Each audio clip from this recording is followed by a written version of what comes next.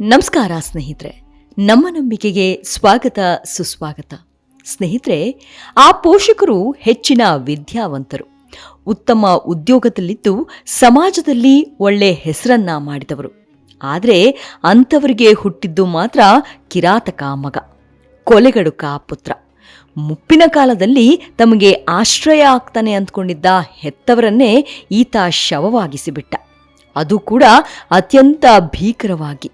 ಅಪ್ಪ ಅಮ್ಮನನ್ನ ಈ ರೀತಿ ಕೊಲ್ಲಬೇಕು ಅಂದರೆ ಆತ ಅದೆಷ್ಟು ಕ್ರೂರಿಯಾಗಿರಬೇಡ ಹೇಳಿ. ಆ ಕೊಲೆ ಹೇಗೆ ನಡೀತು, ಇದಕ್ಕೆ ಕಾರಣ ಏನಿರಬಹುದು ಅನ್ನೋದನ್ನ ಈಗ ಹೇಳ್ತಾ ಹೋಗ್ತೀನಿ. ಆದರೆ ಅದಕ್ಕೂ ಮುನ್ನ ನಮ್ಮ ನಂಬಿಕೆಗೆ ನಿಮ್ಮ ಬೆಂಬಲವಿರಲಿ. ಎಲ್ಲ ವಿಧದ ತ್ವಚೆಯ ಸಮಸ್ಯೆಗಳಿಗೆ ಧೀಮಹಿ ಪ್ರಾಡಕ್ಟ್ ರಾಮಬಾಣದಂತೆ ಕೆಲಸ ಮಾಡುತ್ತೆ. ಕೇವಲ 3 ದಿನದಲ್ಲೇ ವ್ಯತ್ಯಾಸ ನೋಡ್ತೀರಾ. ಯಾವುದೇ ಅಡ್ಡ ಪರಿಣಾಮಗಳಿಲ್ಲ. ಕೆಮಿಕಲ್ ರಹಿತವಾದ 16 ನೈಸರ್ಗಿಕ ಪದಾರ್ಥಗಳ ಮಿಶ್ರಣದಿಂದ ತಯಾರಾದ 100% ಆರ್ಗ್ಯಾನಿಕ್ ಧೀಮಹಿ ಪ್ರಾಡಕ್ಟ್. ಹೆಚ್ಚಿನ ಮಾಹಿತಿಗಾಗಿ ಕೆಳಕಂಡ ದೂರವಾಣಿಗೆ ಸಂಪರ್ಕಿಸಿ. ಸ್ನೇಹಿತರೆ, ಹೆತ್ತು ಹೊತ್ತು ಸಾಕಿದ ಅಪ್ಪ ಅಮ್ಮನಿಗೆ ಬೆಲೆಯೇ ಇಲ್ವಾ? ಇವತ್ತಿನ ದಿನಗಳಲ್ಲಿ 90% ಅಪ್ಪ ಅಮ್ಮಂದಿರ ಸಾಮಾನ್ಯ ಕೊರಗು ಇದು. ತಮ್ಮ ಆಸೆಗಳನ್ನ ಬದಿಗೊತ್ತಿ ಮಕ್ಕಳಿಗಾಗಿ ದುಡಿಯುವ ತಂದೆ ತಾಯಂದಿರಿಗೆ ಮಕ್ಕಳು ಕೊಡ್ತಾ ಇರೋದಾದ್ರೂ ಏನು, ಬರೀ ನೋವು. ಅದರಲ್ಲೂ ಇದು ಹೆಚ್ಚಾಗಿ ಶ್ರೀಮಂತ ಹಾಗೂ ಸುಶಿಕ್ಷಿತ ಕುಟುಂಬಗಳಲ್ಲೇ ನಡೆಯುತ್ತವೆ ಅನ್ನೋದು ನಿಜಕ್ಕೂ ವಿಪರ್ಯಾಸ. ಒಂದ್ ಕಡೆ ಮಾತಿನಲ್ಲೇ ಎದೆಗೆ ಒದೆಯುವ ಬೆಳೆದ ಮಕ್ಕಳು, ಮತ್ತೊಂದು ಕಡೆ ಹೆತ್ತವರನ್ನ ವೃದ್ಧಾಶ್ರಮಗಳಿಗೆ ಕಳಿಸಿ ಬಿಡ್ತಾ ಇದ್ದಾರೆ. ಇದರ ನಡುವೆ ಬೆಂಗಳೂರಿನಲ್ಲೊಬ್ಬ ಪಾಪಿ ಮಗ ಇದಕ್ಕಿಂತಲೂ ಹೇಯ ಕೃತ್ಯ ಎಸಗಿದ್ದಾನೆ. ಒಂದ್ ವೇಳೆ ಇದ್ಬದ್ದ ಆಸ್ತಿ ಪಾಸ್ತಿಯನ್ನ ಕಿತ್ಕೊಂಡು ಮನೆಯಿಂದ ಹೊರಗೆ ಹಾಕಿದ್ರೂ ಹೇಗೋ ಬದುಕ್ಬಿಡ್ತಾ ಇದ್ರೋ ಏನೋ. ಆದ್ರೆ ಆ ಕಿರಾತಕ ಅದಕ್ಕೆ ಅವಕಾಶನೇ ಮಾಡಿಕೊಡ್ಲಿಲ್ಲ. ಅದೇನ್ ಕೋಪವೋ, ಅದೇನ್ ಹುಚ್ಚತನವೋ, ಇನ್ನೇನು ಮತ್ಸರ ಇತ್ತೋ ಏನೋ, ತಂದೆ ತಾಯಿ ಇಬ್ಬರನ್ನು ಕೊಲೆ ಮಾಡಿಬಿಡ್ತಾನೆ. ಅವರ ಕತೆಗೆ ಅಂತ್ಯ ಹಾಡ್ಬಿಡ್ತಾನೆ. ಇಂಥದ್ದೊಂದು ದುರ್ಘಟನೆ ನಡೆದಿರೋದು ಬೆಂಗಳೂರಿನ HAL ಪೊಲೀಸ್ ಠಾಣಾ ವ್ಯಾಪ್ತಿಯಲ್ಲಿ. ನಿಜ ಹೇಳಬೇಕು ಅಂದರೆ ಇದು ಅತ್ಯಂತ ಸುಶಿಕ್ಷಿತ, ಸುಂದರ ಹಾಗೂ ಶ್ರೀಮಂತ ಕುಟುಂಬ. ದೊಡ್ಡದಾದ ಮನೆ, ವೆಚ್ಚಕ್ಕೆ ಬೇಕಾದಷ್ಟು ದುಡ್ಡು ಎಲ್ಲವೂ ಇತ್ತು. ಆದರೆ ಅದ್ಯಾಕೋ ಆ ಭಗವಂತ ಇವರಿಗೆ ಕಿರಾತಕ ಮಗನನ್ನ ಕೊಟ್ಟು ಬಿಟ್ಟ. ಪಾಪ, ಇವರಿಗೆ ತಾವು ತಮ್ಮ ಮಗನಿಂದಲೇ ಹತ್ಯೆ ಆಗ್ತೀವಿ ಅನ್ನೋ ಸಣ್ಣ ಸುಳಿವು ಕೂಡ ಇರಲಿಲ್ಲ ಅನ್ಸುತ್ತೆ. ಆದ್ರೆ ಏನ್ ಮಾಡ್ತೀರಾ ಹೇಳಿ, ಹಗ್ಗ ಹಾವಾಗುತ್ತೆ, ಸಾಕಿದ ನಾಯಿ ಕಾಲ್ ಕಚ್ಚುತ್ತೆ ಅಂತ ಯಾರಿಗ್ ತಾನೇ ಗೊತ್ತಿರುತ್ತೆ. ಅಷ್ಟಕ್ಕೂ ಇಲ್ಲಿ ಮಗನಿಂದಲೇ ಹತ್ಯೆಯಾದವರು ಯಾರು ಗೊತ್ತಾ? ನವೀನ್ ಚಂದ್ರ ಭಟ್ ಹಾಗೂ ಶ್ಯಾಮ್ಲಾ ಭಟ್. ಇಲ್ಲೊಂದು ವಿಚಾರ ಏನ್ ಗೊತ್ತಾ, ಈ ನವೀನ್ ಚಂದ್ರ ಭಟ್ ಇದ್ದಾರಲ್ಲ ನೋಡಿ, ಇವರು ನೌಕಾದಳದ ಕ್ಯಾಪ್ಟನ್ ಆಗಿದ್ರು. ಸದ್ಯ ನಿವೃತ್ತರಾಗಿದ್ರು. ತಮ್ಮ ಸರ್ವಿಸ್ನಲ್ಲಿ ದೇಶಕ್ಕಾಗಿ ಸಾಕಷ್ಟು ದುಡಿದಿದ್ರು. ಇನ್ನು ಶ್ಯಾಮ್ಲಾ ಭಟ್ ದಂತ ವೈದ್ಯ ಆಗಿದ್ರು. ಈಗಲೂ ಕೂಡ ಪ್ರಾಕ್ಟೀಸ್ ಮಾಡ್ತಾ ಇದ್ರು. ಇಷ್ಟೊಂದು ಒಳ್ಳೆ ಕುಟುಂಬದಲ್ಲಿ ಮಗನಾಗಿ ಹುಟ್ಟಿದವನೇ ಈ ರೋಹನ್ ಚಂದ್ರ ಭಟ್. ಕೊಲೆಯಾದ ನವೀನ್ ಚಂದ್ರ ಭಟ್ ಹಾಗೂ ಶ್ಯಾಮ್ಲಾ ಭಟ್ ಮಗನನ್ನ ಕಡಿಮೆಯಾಗೇನೂ ಸಾಕಿರಲಿಲ್ಲ. ತುಂಬಾ ಚೆನ್ನಾಗಿಯೇ ಸಾಕಿ ಒಳ್ಳೆ ಎಜುಕೇಶನ್ ಅನ್ನ ಕೊಡಿಸಿದ್ರು. ಈತ ಸಾಫ್ಟ್ವೇರ್ ಇಂಜಿನಿಯರ್ ಆಗಿ ಕೆಲಸ ಮಾಡ್ತಿದ್ದ. ಆದ್ರೆ ಇಂಥ ಮಗನನ್ನ ಹೆತ್ತು ಹೊತ್ತು ಸಾಕಿ ಬೆಳೆಸಿದ್ದು ಮಾತ್ರ ಹಾವಿಗೆ ಹಾಲೆರೆದಂತಾಯ್ತು. ನಿನ್ನೆ ವಿಜ್ಞಾನ ನಗರದ ಆದರ್ಶ್ ವಿಸ್ತಾ ಅಪಾರ್ಟ್ಮೆಂಟ್ ಎಂದಿನಂತಿರಲಿಲ್ಲ. ಇಲ್ಲಿರೋ ಜನರಲ್ಲಿ ಆತಂಕವಿತ್ತು. ಅಯ್ಯೋ, ನಮ್ಮ ಅಪಾರ್ಟ್ಮೆಂಟ್ನಲ್ಲೇ ಇಂಥವನೊಬ್ಬ ಕಿರಾತಕ ಇದ್ನ ಅಂತ ಜನರು ಮಾತನಾಡ್ಕೊಳ್ತಾ ಇದ್ರು. ಅದಕ್ಕೆ ಕಾರಣವೇ ಈತ ನಡೆಸಿದ್ದ ಈ ಕೃತ್ಯ. ಅಷ್ಟಕ್ಕೂ ನಿನ್ನೆ ಬೆಳಗ್ಗೆ ಏನಾಗಿದೆ, ದೊಡ್ಡದೊಂದು ಚಾಕು ಹಿಡ್ಕೊಂಡು ರೋಹನ್ ಚಂದ್ರ ಭಟ್ ಮನೆಗೆ ಬಂದಿದ್ದಾನೆ. ಈತ ಚಾಕು ಹಿಡ್ಕೊಂಡು ಬರೋದನ್ನ ಅಕ್ಕಪಕ್ಕದವರು ನೋಡಿದ್ರು. ಆದ್ರೆ ಯಾರೂ ತಲೆ ಕೆಡಿಸ್ಕೊಂಡಿರ್ಲಿಲ್ಲ. ಮನೆಯಲ್ಲಿ ಉಪಯೋಗಕ್ಕೆ ಇರ್ಲಿ ಅಂತ ಚಾಕು ತೆಗೆದುಕೊಂಡು ಹೋಗ್ತಾ ಇರಬಹುದು ಅಂದ್ಕೊಂಡಿದ್ರು. ಆದ್ರೆ ರೋಹನ್ ಚಾಕು ತೆಗೆದುಕೊಂಡು ಹೋಗಿದ್ದು ತರಕಾರಿಯನ್ನ ಕತ್ತರಿಸೋಕಲ್ಲ, ಬದಲಿಗೆ ಅಪ್ಪ ಅಮ್ಮನನ್ನ ಕೊಲ್ಲಲು. ಹೀಗೆ ಮನೆಗೆ ಚಾಕು ತೆಗೆದುಕೊಂಡು ಹೋದವನು ಅದೆಷ್ಟೊತ್ತಿಗೆ ಕೊಲೆ ಮಾಡಿದ್ದಾನೆ ಅನ್ನೋದು ಸ್ಪಷ್ಟವಾಗಿ ಗೊತ್ತಿಲ್ಲ. ಆದ್ರೆ ಮಧ್ಯಾಹ್ನವಾದ್ರೂ ಗಂಡ ಹೆಂಡತಿಯ ಸದ್ದೇ ಇರಲಿಲ್ಲ. ಆಚೆನೂ ಬಂದಿರಲಿಲ್ಲ. ಇದರಿಂದ ಅನುಮಾನಗೊಂಡ ಸ್ಥಳೀಯರು ಏನಾಗಿದೆ ಅಂತ ನೋಡೋಣ ಅಂದ್ಕೊಂಡು ಮನೆ ಪ್ರವೇಶ ಮಾಡಿದ್ದಾರೆ. ಆದರೆ ಅಷ್ಟೊತ್ತಿಗಾಗಲೇ ನವೀನ್ ಚಂದ್ರ ಭಟ್ ಹಾಗೂ ಶ್ಯಾಮ್ಲಾ ಭಟ್ ಹೆಣವಾಗಿ ತಣ್ಣನೆ ಮಲಗಿದ್ರು. ಇದು ಗೊತ್ತಾಗ್ತಾ ಇದ್ದಂತೆ ನೆರೆಮನೆಯ ಹಾಗೂ ವೈದ್ಯೆ ಮಾಧವಿ ಪೊಲೀಸ್ ಠಾಣೆಗೆ ವಿಷಯ ತಿಳಿಸಿದ್ರು. ತಕ್ಷಣ ಸ್ಥಳಕ್ಕೆ ಬಂದ ಪೊಲೀಸರು ಶವಗಳನ್ನ ಬೌರಿಂಗ್ ಆಸ್ಪತ್ರೆಗೆ ಸಾಗಿಸಿದ್ರು. ಸದ್ಯ ಮಾಡಿದ ತಪ್ಪಿಗೆ ಪಾಪಿ ಪೊಲೀಸರಿಂದ ಅರೆಸ್ಟ್ ಆಗಿದ್ದಾನೆ. ಇಲ್ಲಿ ಅಪ್ಪ ಅಮ್ಮನನ್ನ ಕೊಲೆ ಮಾಡಿದ ಈ ಪಾಪಿ ಪರಾರಿಯಾಗಲು ಯತ್ನ ಮಾಡಿದ್ದ. ಆದರೆ ಪೊಲೀಸರು ಈತನನ್ನ ಅರೆಸ್ಟ್ ಮಾಡಿದ್ರು.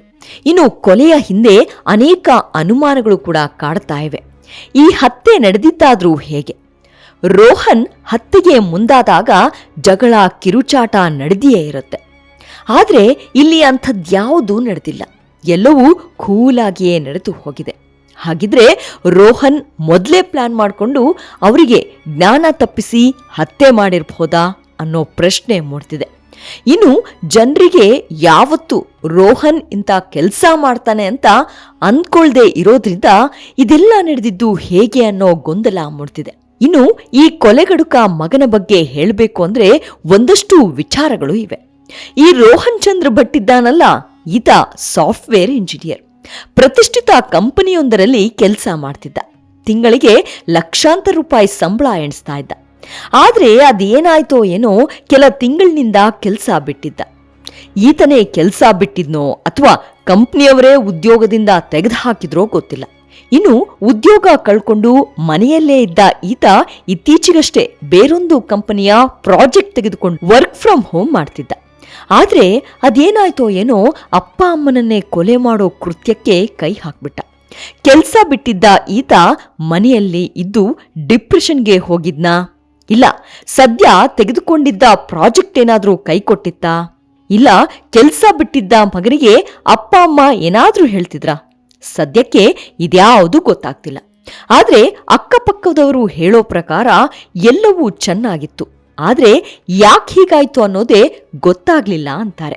ಎಲ್ಲಾ ವಿಧದ ತ್ವಚೆಯ ಸಮಸ್ಯೆಗಳಿಗೆ ಧೀಮಹಿ ಪ್ರಾಡಕ್ಟ್ ರಾಮಬಾಣದಂತೆ ಕೆಲಸ ಮಾಡುತ್ತೆ. ಕೇವಲ 3 ದಿನದಲ್ಲೇ ವ್ಯತ್ಯಾಸ ನೋಡ್ತೀರಾ. ಯಾವುದೇ ಅಡ್ಡ ಪರಿಣಾಮಗಳಿಲ್ಲ. ಕೆಮಿಕಲ್ ರಹಿತವಾದ 16 ನೈಸರ್ಗಿಕ ಪದಾರ್ಥಗಳ ಮಿಶ್ರಣದಿಂದ ತಯಾರಾದ 100% ಆರ್ಗ್ಯಾನಿಕ್ ಧೀಮಹಿ ಪ್ರಾಡಕ್ಟ್. ಹೆಚ್ಚಿನ ಮಾಹಿತಿಗಾಗಿ ಕೆಳಕಂಡ ದೂರವಾಣಿಗೆ ಸಂಪರ್ಕಿಸಿ. ಇನ್ನು ಪೊಲೀಸರು ಆರೋಪಿಯನ್ನ ವಶಕ್ಕೆ ತೆಗೆದುಕೊಂಡು ವಿಚಾರಣೆ ಮಾಡ್ತಿದ್ದಾರೆ. ಈ ವೇಳೆ ಆರೋಪಿ ಇದಕ್ಕೆಲ್ಲ ಕೌಟುಂಬಿಕ ಕಾರಣ ಅಂತ ಹೇಳ್ತಿದ್ದಾನೆ. ಮತ್ತೊಂದು ವಿಚಾರ ಅಂದ್ರೆ ಈತ ಮಾನಸಿಕವಾಗಿ ಅಸ್ವಸ್ಥಗೊಂಡಿದ್ದ ಅನ್ನೋ ಆಂಗಲ್ನಲ್ಲಿ ಪೊಲೀಸರು ತನಿಖೆ ಮಾಡ್ತಿದ್ದಾರೆ. ಆದ್ರೆ ಈತ ಮಾನಸಿಕವಾಗಿ ಸರಿ ಇಲ್ಲದೆ ಇದ್ದಿದ್ರೆ ನಿನ್ನೆ ಬೆಳಿಗ್ಗೆ ಚಾಕು ತಂದಿದ್ದು ಯಾಕೆ ಅಲ್ವಾ? ಇದನ್ನ ಗಮನಿಸಿದ್ರೆ ಇಲ್ಲ, ಈತ ಸರಿಯಾಗಿಯೇ ಇದ್ದಾನೆ. ಕೊಲೆ ಮಾಡುವ ಉದ್ದೇಶದಿಂದಲೇ ಚಾಕು ತಂದಿದ್ದಾನೆ ಅನ್ಸುತ್ತೆ. ಈ ವಿಚಾರದಲ್ಲೂ ಪೊಲೀಸರು ತನಿಖೆ ನಡೆಸ್ತಿದ್ದಾರೆ. ಮತ್ತೊಂದ್ ಕಡೆ ಕೊಲೆಗೆ ಹಣಕಾಸಿನ ವಿಚಾರವೇನಾದ್ರೂ ಇತ್ತಾ? ಇದ್ರಿಂದೇನಾದ್ರೂ ಮಾತಿಗೆ ಮಾತು ಬೆಳೆದು ಆರೋಪಿ ರೋಹನ್ ಚಂದ್ರ ಭಟ್ ಹತ್ಯೆ ಮಾಡಿಬಿಟ್ನಾ ಅನ್ನೋದು ಕೂಡ ಇಲ್ಲಿ ಬಲವಾದ ಅನುಮಾನ. ಇದಕ್ಕೆ ಪೂರಕ ಅನ್ನುವಂತೆ ಅದ್ಹೇಗೋ ಏನೋ ಸುಮಾರು 4 ಲಕ್ಷ ರೂಪಾಯಿಗಳನ್ನ ಕಳೆದುಕೊಂಡಿದ್ದಂತೆ. ಇದರ ಬಗ್ಗೆ ಜಗಳ ನಡೆದಿರಬಹುದು. ಇದು ತೀವ್ರ ವಿಕೋಪಕ್ಕೆ ತಿರುಗಿ ಹೀಗೆ ಮಾಡಿರಬಹುದು. ಈ ಹಾದಿಯಲ್ಲೂ ಪೊಲೀಸರು ತನಿಖೆ ಮಾಡ್ತಿದ್ದಾರೆ. ಆದರೆ ಸದ್ಯಕ್ಕೆ ರೋಹನ್ ಯಾವುದಕ್ಕೂ ಸರಿಯಾಗಿ ಉತ್ತರ ನೀಡುತ್ತಿಲ್ಲ. ಪೊಲೀಸರು ಈತನನ್ನ ನ್ಯಾಯಾಲಯಕ್ಕೆ ಒಪ್ಪಿಸಿ ವಶಕ್ಕೆ ತೆಗೆದುಕೊಂಡಿದ್ದಾರೆ. ಇಲ್ಲಿ ಮತ್ತೊಂದು ವಿಚಾರವೂ ಇದೆ. ಅದೇನು ಅಂದ್ರೆ ಈ ರೋಹನ್ ಮಾತ್ರ ಅಲ್ಲ, ಕೊಲೆಯಾದ ದಂಪತಿಗೆ ಒಬ್ಬ ಮಗಳು ಕೂಡ ಇದ್ದಾಳೆ. ಸದ್ಯ ಆಕೆ ಅಮೆರಿಕದಲ್ಲಿ ಇದ್ದು ಆಕೆಗೆ ರೋಹನ್ ಮಾಡಿರೋ ಪಾಪದ ಕೃತ್ಯದ ಬಗ್ಗೆ ಮಾಹಿತಿ ನೀಡಲಾಗಿದೆ. ಆಕೆ ಬೆಂಗಳೂರಿಗೆ ಬಂದ ಬಳಿಕ ಶವ ಸಂಸ್ಕಾರ, ಅಂತ್ಯ ಸಂಸ್ಕಾರವೂ ನಡೆಯಲಿದೆ ಅಂತ ಪೊಲೀಸರು ಮಾಹಿತಿ ನೀಡಿದ್ದಾರೆ. ಅಂತೂ ಅದ್ಯಾವ ಕಾರಣಕ್ಕೆ ತಂದೆ ತಾಯಿಯನ್ನ ಕೊಲೆ ಮಾಡುವಷ್ಟು ಸಿಟ್ಟು ಈತನಿಗೆ ಬಂದಿತ್ತು ಅನ್ನೋದು ಗೊತ್ತಾಗಬೇಕಾಗಿದೆ. ಇದೆಲ್ಲ ನಿಖರವಾಗಿ ಗೊತ್ತಾಗಬೇಕು ಅಂದ್ರೆ ಅಮೆರಿಕಾದಲ್ಲಿರೋ ಈತನ ಸಹೋದರಿ ಬರಬೇಕು. ಒಂದ್ ವೇಳೆ ಈತನ ಆಟಾಟೋಪಗಳೆಲ್ಲ ಗೊತ್ತಿತ್ತಾ? ಮೊದಲಿನಿಂದಲೂ ಅಪ್ಪ ಅಮ್ಮನ ಜೊತೆ ಜಗಳ ಮಾಡ್ಕೊಳ್ತಿದ್ನಾ? ಇದನ್ನ ಅಪ್ಪ ಅಮ್ಮ ಮಗಳ ಬಳಿ ಹೇಳ್ಕೊಂಡಿದ್ರಾ? ಇದೆಲ್ಲವೂ ಗೊತ್ತಾಗತ್ತೆ. ವಿಚಾರಣೆ, ತನಿಖೆ ಇವೆಲ್ಲವೂ ನಡೆಯಲಿ. ಆದರೆ ನೋವಿನ ಸಂಗತಿ ಅಂದರೆ ಇಲ್ಲಾಗಿರೋ ತಂದೆ ತಾಯಿಯ ಭೀಕರವಾದ ಕೊಲೆ. ಹೆತ್ತು ಹೊತ್ತು ಬೆಳೆಸಿದವರನ್ನ ಈ ರೀತಿಯಾಗಿ ಅಮಾನುಷವಾಗಿ ಕೊಂದವನಿಗೆ ಕ್ಷಮೆ ಅನ್ನೋದು ಇದೆಯಾ? ಖಂಡಿತ ಇರಲೇಬಾರದು. ಜಗಳ ಮನಸ್ತಾಪಗಳು ಹೆತ್ತವರು ಹಾಗೂ ಮಕ್ಕಳ ನಡುವೆ ಬರೋದು ಸಹಜ. ಆದರೆ ಅಷ್ಟಕ್ಕೆ ಹೀಗೆ ಮಾಡೋದು ಎಂಥ ಕೃತ್ಯ ಅಲ್ವಾ? ಅರೆಕ್ಷಣ ಶಾಂತವಾಗಿ ಕುಳಿತು ಮಾತುಕತೆಯಿಂದಲೇ ಎಲ್ಲವನ್ನ ಬಗೆಹರಿಸ್ಕೊಳ್ಬೋದಿತ್ತು. ಒಂದ್ ವೇಳೆ ಅಪ್ಪ ಅಮ್ಮ ಬೈದಿದ್ರು ಅದನ್ನ ತಾನು ಬದುಕೋಕೆ ಅಂದ್ಕೊಂಡಿದ್ರೆ ಇಂಥ ಅನಾಹುತ ಆಗ್ತಾ ಇರಲಿಲ್ಲ. ಆದರೆ ಸಿಟ್ಟಿನ ಕೈಗೆ ಬುದ್ಧಿ ಕೊಟ್ಟು ಬುದ್ಧಿಗೇಡಿ ರೋಹನ್ ತಂದೆ ತಾಯಿಯ ಪ್ರಾಣ ತೆಗ್ದ. ಸಾಲದ್ದಕ್ಕೆ ತಾನೂ ಕೂಡ ಬದುಕಿದ್ರೂ ಸತ್ತಂತೆ ಜೈಲಿನಲ್ಲಿ ಕಾಲ ಕಳೆಯುವ ಸ್ಥಿತಿ ತಂದ್ಕೊಂಡಿದ್ದು ವಿಪರ್ಯಾಸವೇ ಅಲ್ವಾ? ನಮಸ್ಕಾರ.